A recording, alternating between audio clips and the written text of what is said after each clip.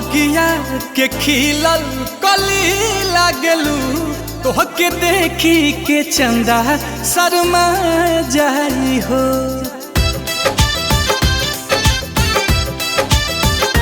कौनो बगिया के खिलल कली लागलू, तोहके देखी के चंदा शर्मा जाई हो। देखी के तोहके दिलावा बेकाबू भइल, रात के निंदिया दिनवा के चैना दइल, तुहरा सूरत पे भंवरा लुभा जाई हो। कौनो बगिया के खिलल कली लागलू, तोहके देखी के चंदा शर्मा जाई हो।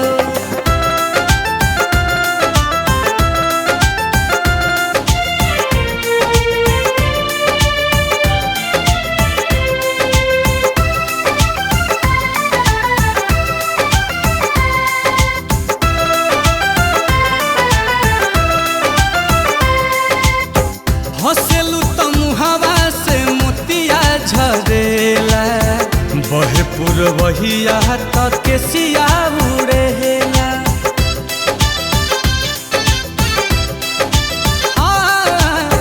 हंसेलू तो मुहावा से मोतिया झरेला, बहे पुरवहिया तक के सिया उड़ेला। ओठावा गुलाबी जैसे भोर के किरीन हो, अखिया मताइल चैन लिहलस छीन हो। दिल धड़केला तहरे ही नहबे गोरी, बाकी मिलबू तो मनवा फूला जाई हो। कौनो बगिया के खिलल कली लागलू, तोहके देखी के चंदा शर्मा जाई हो।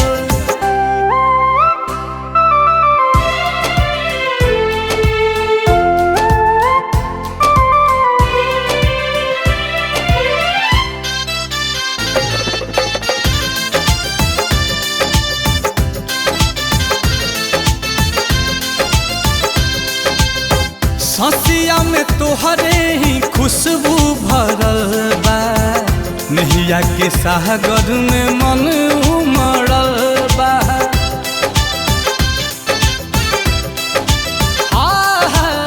ससिया में तोहरे ही खुशबू भरल बा, नहिया के सागर में मन उमड़ल बा। प्रीत के बरखा में हमके नहवा दो, प्यास जिंदगिया के अब तू बुझा दो।